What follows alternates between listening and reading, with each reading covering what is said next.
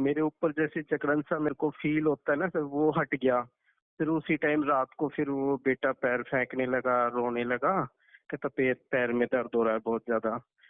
तो फिर उसको पेन वाली दवाई खिलाई। फिर जब उसका असर हुआ पेन वाली दवाई का, फिर वो सो गया था गुरुजी। ये ना काफी टाइम से है गुरुजी इस चीज का असर। जैसे पहले मैंने आपको बताया था ना कि पाइल्स प्रॉब्लम हो गई थी, वो हम्म। इसी इसी की वजह से हो गई थी। जब ये नीचे वाली आंतड़ियों में इसने जगह बना ली तो वहां पर पेन रहता था, तो कई बार ब्लीडिंग हो जाती थी। फिर मैं जब साधना कर रहा था शुरू में, जब से आपसे दीक्षा लिया, तो ये वहां से हट गई। तो तब से मेरे को वो पाइल्स प्रॉब्लम नहीं हुई, ब्लीडिंग नहीं अच्छा, हुई तब से। आपको सपनों में कभी एक आदमी दिखता है, कोई सफेद कपड़े पहना वाला वगैरह? सफेद नहीं गुरुजी, वो ना मेरे पापा के बेस में दिखता है मुझे। वो मेरे को हाँ कई बार हाँ दिख चुका है। हाँ हाँ। वो कोई है ना हाँ घर का गुरुजी मैं पितर है पुराना वो, ठीक है। तो वो क्या वो ये है, इस वजह से वो दिक्कत दे रहा है। नहीं हाँ तो मैं वो ना तो उसके बारे में नकारात्मक आपको चीज होती। हाँ, वो नकारात्मक चीज होती तो शक्तियाँ खींच लेती वो, क्योंकि आपका पितर है ना, तो इसलिए हाँ वो जी। छुप के बैठा, नहीं तो शक्तियाँ उसको छोड़ती नहीं। हाँ मैं ना यही वो क्या बताने करता है के पता लिए है कि हाँ, मतलब आपके शरीर में जाता है, फिर आपसे आप जैसे साधना करते हो तो वो आपके बेटे में शरीर में चला जाता हाँ जी गुरुजी। मेरे को ना कई बार पापा के बेस में वो दिखा है, और मैं ना आपको बताना चाह रहा था कि गुरुजी मेरे को ना पापा के बेस में वो दिखता है और वही परेशान कर रहा है। तो लेकिन आपने खुद ही बता दिया गुरुजी इसके है। हाँ बारे हाँ, में। नहीं मुझे अभी देखो, मुझे देखो यार, ऐसे कैसे हो सकता है कि कोई ये आश्रम से जुड़ा और ये कोई शक्ति परेशान करे। तब मैंने देखा तो कि ये सफेद कपड़े में कोई है, आदमी है जो पितरी है आपका। तो नहीं तो तो शक्ति है क्या, गुरुजी खींच के उसकी। उसका जला देती है आपसे। हाँ गुरुजी, मैं खुद ये ना थोड़ा अंदर से आभास हो रहा था कि कोई घर की कोई पित्र है कोई शायद, और कोई उसकी इच्छा कोई अधूरी रहेगी। और क्या गुरुजी क्या सोल्यूशन निकलेगा ये इसका? कुछ नहीं, वो पितरों का यज्ञ करा देंगे, हो जाएगा, उसको मुक्ति मिलेगी, उसको शांति मिलेगी। क्या है ना कि अ, उसको परेशानी होने लगती है ना शरीर में, भूख प्यास वासना से, तो वो घर वालों को परेशान करने लगते हैं। हाँ जी गुरुजी। हाँ, और तो वो वो क्या ना परेशान जो करता है कि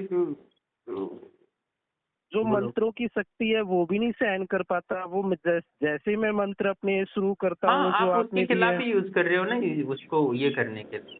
तो वो उसको हाँ कोई परेशानी होगी तो उसका शरीर जलेगा, तो निश्चित ही आपको और परेशान करेगा। हाँ जी। इसमें कुछ तो हो जाएगा, क्योंकि वो अभी समझ गया कि क्या प्रॉब्लम है। ठीक। हाँ तो जी। वो पितृ था, तो अभी क्या पितृ होते हैं ना, वो कभी किसी को नुकसान भी नहीं देते, कभी लाभ भी देते हैं, है ना। वो अभी वो ले, अपनी ऊर्जा का कैसे यूज करते हो अलग बात है। लेकिन ये ना कुछ अजीब ही टाइप का पिक्चर है कि ये ना काफी टाइम से हमें परेशान कर रहा है। नहीं, बहुत सालों से है वो, अभी उसकी हाँ मुक्ति नहीं जी। हो पाई है। हाँ, ये कारण है कि वो पुराना दिखता है बहुत, मुझे लगता है। हाँ ठीक है। गुरुजी, मुझे भी ऐसा ही एहसास होता है कि ना वो बहुत पुराना है घर में, बहुत काफी टाइम से। उसने मेरे पापा को भी परेशान किया है काफी टाइम। फिर उनके बाद फिर मुझे परेशान, अब फिर बेटे पे, ये काफी टाइम से चल रहा है तो। तो वो ये तो खतरनाक है ना, जैसे कि आपसे हट जाते तो तुरंत आपके बेटे के शरीर में चला जाता है, बेटे से हट हाँ जाते तो जी। तुरंत आपके शरीर में आता है। हाँ वो गुरुजी, और वो क्या जैसे अपने ही आप को मैं। बचाने की कोशिश कर रहे हैं। हाँ जी। हाँ जी। ठीक है गुरुजी, मैं आपको ना करके फिर मैं आपको मैसेज करता हूँ। हाँ ठीक है, आप चिंता ना करो, हो जाएगा ठीक, ओके, चिंता मत। हाँ गुरुजी, मैं बस आज इसी के तुरंत हाँ। कार्य कर दूंगा, ठीक है, चिंता ना हो, ठीक है। ऑल द हाँ बेस्ट। जी गुरुजी।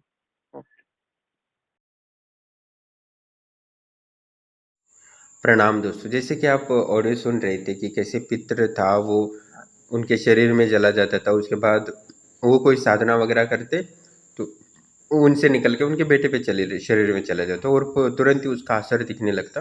क्योंकि एक जो पितृ होते हैं एक भी एक ऊर्जा होती है और शरीर में कहीं बैठता है तो वह निश्चित ही वहाँ के हार्मोन्स को प्रभावित करता है, वहाँ की उपस्थिति दर्ज कराता है, जिससे शरीर अनबैलेंस हो जाता है और बहुत सारी बीमारियाँ होती हैं। बहुत सारे लोगों के पितरों के कारण कैंसर से लेकर बहुत सारी अलग अलग बीमारियां होती है, इसमें कोई संशय नहीं है। और साथ ही हम जिनको भी पितृदोष लगता है तो बहुत सारा घर में झगड़ा कलह विघटन, पारिवारिक सदस्य एक दूसरे को बिछड़ने लगते हैं। वातावरण एकदम नकारात्मक हो जाता है। कभी-कभी पितर ऐसे भी होते हैं जो सपनों की मदद करते हैं, तो यहाँ धन गड़ा है, लॉटरी निकाल लो, पैसा आ जाएगा। तो वो क्या होते हैं, बहुत प्रसन्न होते हैं, तो वो लॉटरी सट्टे का नंबर भी देते हैं, शरीर में आके मार्गदर्शन भी करते हैं। ऐसे बहुत कुछ पितरों के संबंध में है, वो बहुत अच्छा कार्य भी करते हैं, इसमें कोई संशय नहीं। जो प्रसन्न होते हैं, आशीर्वाद देते हैं, कार्यों में मदद करते हैं, बिजनेस को भी आगे बढ़ाते हैं, इसमें कोई संशय नहीं है।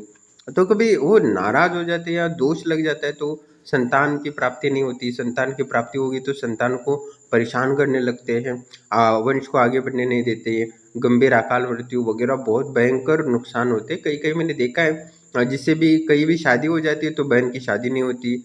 बहुत कुछ ऐसे, बहुत सार व्यवसाय में अस्थिरता, ऐसे घर में बहुत कुछ नकारात्मक प्रभाव पड़ता है जब पितृदोष हो तो उसमें कुछ अलग ही प्रेजेंट ही होती है, और पितरों में और भूतों में थोड़ा अलग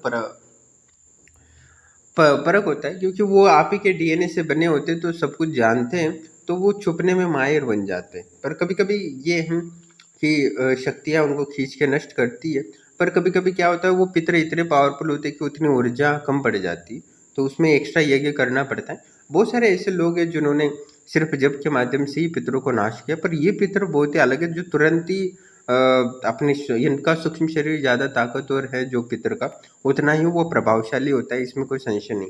जिनका जितना पितर का या भूत प्रेत का सूक्ष्म शरीर स्थूल शरीर के खराब करीब होता है, मतलब उसमें तो स्थूलता ज़्यादा होती है, या ये कह सकते हैं कि पृथ्वी तत्व तो ज़्यादा होता है, तो निश्चित ही उसमें वो शक्ति ज़्यादा आ जाती है, और निश्चित ही वो अपना प्रभाव ज़्यादा दिखाता है, इसमें कोई संशय नहीं। पर हमें निश्चित ही एक तांत्रिक देवी देवता से तुरंत लाभ सहायता लेनी चाहिए, क्योंकि तांत्रिक देवी देवता तुरंत ही उस ऊर्जा को खींचते हैं, या तो नष्ट करते हैं या तो अपने अधीन रख लेते हैं, और उसको शांति और मोक्ष प्रदान करते हैं, और उसमें के बाद प्रकृति में विलीन करते हैं। मतलब देवलोक भेज देते, या तो प्रकृति में विलीन हो जाते, या तो नरक में डाल देते, तो उनकी कार्य कर्म वगैरह जो भी है उसको काट देते हैं। तो निश्चित ही हमें इससे लाभ मिल जाता है, इसमें कोई संशय नहीं है। पर वैदिक रीति से भी लाभ मिलता है, बहुत सारे पिंड दान वगैरह करते हैं तो वो प्रसन्न होते हैं, उसमें भी लाभ होता है। पर कभी कभी नुकसान देने वाले पितर होते हैं, उनको तो तांत्रिक उपाय ही करना पड़ता है। बाकी जो थोड़ा नाराज है उनके लिए तो वैदिक रीति से चल जाता है, पर जो वास्तव में बहुत दुष्ट बन चुके हैं पितर, बहुत सालों से हैं, 100 सालों से, 1.5 सालों से, उनको तो है ना कोई मतलब नहीं होता आप सुखी हो दुखी हो, उनको तो बस अपना स्वार्थ पूरा करना होता है। वो मानते ही नहीं, वो तो मानते हैं हमारा हक है, मैंने तुम्हें फिर मैं जन्म था तो मैंने 100 करोड़ 2 करोड़ का संपत्ति छोड़ दी थी, और तो मजे कर रहे हो और मुझे नहीं दे रहे हो। तो इसलिए मैं हर बार बोलता हूँ कि पितरों के लिए यज्ञ कराना चाहिए साल में एक बार, या साल में एक बार उनके लिए पिंडदान वगैरह कर देना चाहिए, जिससे कि उनको प्रसन्नता की लाभ ले, उनको शांति मिले, और वो हमें आशीर्वाद देते हैं। तो निश्चित ही हमें भी जितना हमने उनको 200-500 रुपये खर्च किया, उससे कहीं ज़्यादा वो वापस भी देते हैं, हमारी सहायता करते हैं, इसमें कोई संशय नहीं। पितरों की हम सहायता करते हैं तो पितर भी हमारी सहायता करते हैं, और उनको जितना दिया होता है उसका 100 गुना वो देते ही है। हम जल भी चढ़ाते हैं उनको, तो भी वो हमें सुकून और शांति प्रदान करने के लिए प्रयास रहते हैं, पर उनको देना ज़रूर होता है, क्योंकि मरने के बाद जो भयंकर दुख होते हैं ना, वही जानते हैं। मैं नहीं कहता पितृ बुरे होते हैं या अच्छे होते हैं, पर ये है कि उनको परेशानी भी इतनी भयंकर होती है कि वो दुष्ट बन जाते हैं। क्योंकि आपको कोई परेशान हो रहा है और घर वाले मज़े कर रहे हैं, तो आपको भी गुस्सा आ जाएगा, इसमें कोई संशय नहीं।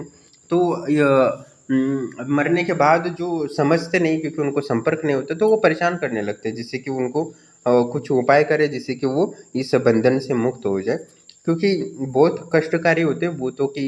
मैंने एक ज्योतिषी शादी देखा है जो भूत प्रेतों से बात करती है, तो वहाँ उससे भूत मिलने आते, तो वो अपनी दुख भरी कहानी उसको सुनाते। मैंने कई वीडियो भी डाले, तो आपने देखा होगा कि भूतों को, प्रेतों को, पितरों को तो कितना परेशानी होती है, जीवन उनका कितना दुखमय होता है, इसमें कोई संशय नहीं है। तो हमें कोई उनसे द्वेष भाव ना रखते हुए उनको, जो उनके लिए, उस देवी देवताओं के लिए प्रार्थना करनी चाहिए, और निश्चित ही वो उनको शांति और सुकून मिलेगा, तो वो आशीर्वाद देते हैं और हमारा कल्याण होते हैं, हमारा कुल का उद्धार होता है। और पितरों के लिए हर व्यक्ति का कर्तव्य ही होता है कि वो पितरों को शांति और सुकून दे, और पितरों की मुक्ति के लिए प्रयास करे, और उनको कोई तकलीफ है तो उनको तकलीफ को निवारण करना हमारा कर्तव्य होता है, इसमें कुछ संशय नहीं। क्योंकि हम कहीं ना कहीं उनकी संपत्ति का यूज कर रहे हैं, उपभोग कर रहे हैं, और हमारे अस्तित्व का वो कारण है, मनुष्य जन्म देने के लिए भी कारण है, तो कहीं ना कहीं हम उनके ऋण भी हैं। तो पितृ ऋण हर साल में एक बार उनके लिए यज्ञ कराते या पिंडदान कराते हो, वो भी नहीं कराते हो तो जल तो चढ़ा सकते हो ना। हाँ, या जल भी चढ़ा दो या उनके लिए दीपक भी लगा दो, तो भी वो बहुत कुछ लाभ देते हैं, आपको दुख का कारण नहीं बनते हैं और आशीर्वाद का कारण बनेंगे और सुख का कारण बनेंगे और निश्चित ही आपको और पितरों को दोनों को सुख और संबंधता प्राप्ति होगी। और आप पितर वगैरह की सेवा अच्छे करते हो तो जब क्योंकि ना क्या हम भी कभी मर जाएंगे तो हम भी तो भूत प्रेत बन सकते, संभावना है पितृ बने घूमे, तब हमें भूख प्यास लगेगी या तकलीफ होगी, हमारा शरीर जलने लगेगा तो निश्चित ही क्षीण होने लगेगा, तब तकलीफ होगी, तब हमें कोई ना कोई तर्पण भी कर दे तो हमें वो शरीर पुनः बनता है और हमें सुख की प्राप्ति होती है। पर बहुत कुछ दुख होता है जो कहा नहीं जा सकता, तो हमारे धर्म का पालन करना चाहिए। और एक बार एक कहानी है कि हम हिंदू धर्म में भी ये सुविधा है, बाकी कई धर्मों में नहीं है। जो हनुमान पोतदार जी हैं जो गीता प्रेस के संस्थापक हैं, उनको भूत प्रेत मिलने आते थे, उनकी बहुत सारी कहानियां हैं, भूत प्रेत आते। तो एक ईसाई या पारसी आत्मा थी, उनसे मिलने आई तो वो बोली कि मैं इतने सालों से भटक रहा हूँ, मेरा सूक्ष्म शरीर भटक रहा है, मुझे शांति नहीं मिल रही है, मुझे मुक्ति नहीं मिल रही है। तो उन्होंने कहा कि हमारे धर्म में कोई सिद्धांत नहीं है, सनातन धर्म ही सत्य है, आप मेरे लिए मुक्ति का मार्ग खोल दीजिए, मुझे किसी देवी देवता के या चरण में स्थान दीजिए जिससे मुझे शांति मिले, मैं बहुत तड़प रहा हूँ, बहुत परेशानी हो रही है। तो उसके बाद निश्चित ही उन्होंने हनुमान जी पोद्दार ने उनके लिए प्रार्थना की और वो मुक्ति को प्राप्त हुई। और जैसे वो जो हमारी त्रिकालदर्शी साधिका उसके पास जैसे भूत प्रेत आते रहते सहायता के लिए, वैसे ही हनुमान पोद्दार भी भूत प्रेतों को देखते थे और निश्चित ही उन्होंने कई भूतों से संपर्क किया, बातचीत की है, उनके अनुभव डाले हैं, उनके संवाद भी है, बहुत सारी किताबें भी उन्होंने लिखी है, अब पढ़ सकते हो। तो निश्चित ही वो आपको समझ में आएगा कि कितना दुखमय जीवन होता है भूत प्रेतों का, पितरों का। किसी का सुखमय भी होता है, पर हर व्यक्ति के कर्म वहाँ अलग होते हैं, निश्चित ही इसमें कोई संशय नहीं है। जैसे शरीर है हमारा, क्या बीमार हो गया तो दुख देता है, आनंद भी देता है, वैसे मरने वाले के बाद जो शरीर मिलता है वो सुख भी दे सकता है और आनंद भी दे सकता है, वो तो अलग अलग कर्मों पर निर्भर करता है। तो हमें अपने पितरों के लिए दुख का कारण नहीं बनना है, उनके लिए पितृ या यज्ञ तर्पण वगैरह यज्ञ करते रहना है और निश्चित ही उनको सुख प्रदान करेंगे तो वो भी हमें रिटर्न में देते हैं। उनके लिए 100 रुपये खर्च करते तो 1000 रुपये हमें वो देते ही देते, इसमें कोई संशय नहीं है। मैंने इसके कई वीडियो अनुभव भी डाले हैं और निश्चित ही मैं प्रमाण आपको डालता रहूँगा जिससे आपके सारे संशय नष्ट हो जाएंगे।